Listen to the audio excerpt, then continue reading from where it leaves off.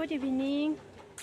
আজি ইমান গৰম মানে ইমান গৰম দিছে, ইমান অসহ্য লাগছে মানে বৰষুণ দি থাকিলে বহুত শান্তি সঁচাই হয়। বাহিৰত অলপমান অলবা অসুবিধা, ক'ৰবাত যাবৰ কাৰণে অসুবিধা, কিন্তু বৰষুণ আহি থাকিলে বহুত বেছি শান্তি। কি কম। আৰু এইফালে আমাৰ যে পানী নাই, মানুহবিলাকৰ পানীৰ ইমান অভাৱ চাওকচোন। পানী লৈ বৰষুণটো আহিলে তাৰমানে জহান্দি হ'লেও সুবিধা। এতে পানী ইমান গৰম, মই তাকে ভাবছোঁ আমাৰ ইয়াতে এই পাহাৰৰ এই ঠাইবিলাকতে ইমান গৰম পৰছে মানে, আৰুতো প্লেইনছ এৰিয়াবিলাকত কিমান গৰম হৈছে মই তাকে ভাবি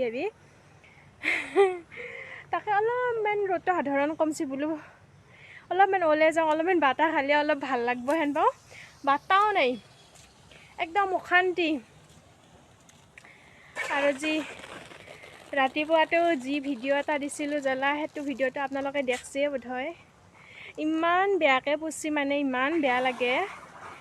তাৰমানে চব চাৰি পাঁচ ঘৰমান পূৰা জ্বলি গৈছি, দোকান চোকান পূৰা জ্বলি গৈছি, পূৰা একদম চিলিণ্ডাৰ ব্ৰাছ। ইমান বেয়া লাগে দেখি, তাৰমানে পূৰা ছাই হৈ গৈছে, একোৱেই নাই যেন জাগা খুটিত, তাৰমানে একোৱেই নাই, পূৰা ছাই।